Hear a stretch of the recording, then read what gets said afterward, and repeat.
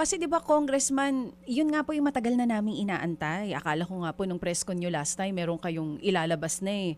So, imbis po yung iba ay maniwala talaga dito sa sinasabi nyo, may mga question na po talaga ngayon. Ano ba talagang dahilan? Ba't ayaw pa ilabas? Is it because of the threats na sinasabi nyo pong natatanggap nyo?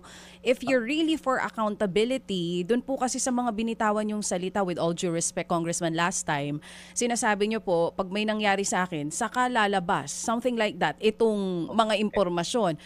I mean, paano po ba namin dapat yung tanggapin? Kasi ang tagal na po nag-aantay ng publiko kung ano po ba talaga yung laman ng Cabral Files. But for the longest time, para kaming binibitin sa isang teleserye. So parang ang pakiramdam namin, ano po ba talagang agenda nyo? Ba't di na lang ilabas? Thank you for clarifying.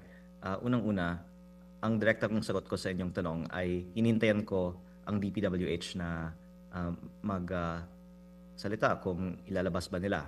And dahil nagsalita na sila sa hearing kahapon at mukhang walang tiyak na date kung kailan ilalabas nila ang official na kopya, then pagkatapos yung show, parang okay naman na ilabas ang unofficial na impormasyon mula sa files. Pero ang problema kasi pag ilabas yung unofficial, sasabihin naman nila na walang kwenta yan dahil hindi authenticate ng DPWH. Pero at least binigyan natin ng chance na sila ang maglabas ng files.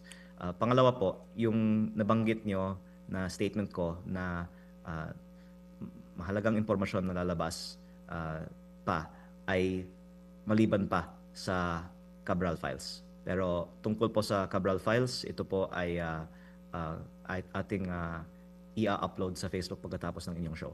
Okay, sige. So, Pero pinadala ko na rin po sa inyong staff ang i-upload ko po. mga kapatid, brothers and sisters, saan ka pa? Dito na tayo sa totoo.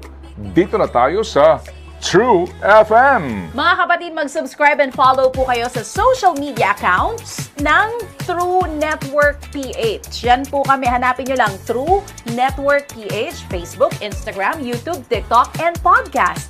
Mapa Apple or Spotify man yan, mahahanap nyo kami. Lahat ng mga napapanood at napapakinggan nyo po sa programa, nasa social media accounts namin yan. So, paano mga kapatid? See you sa social media!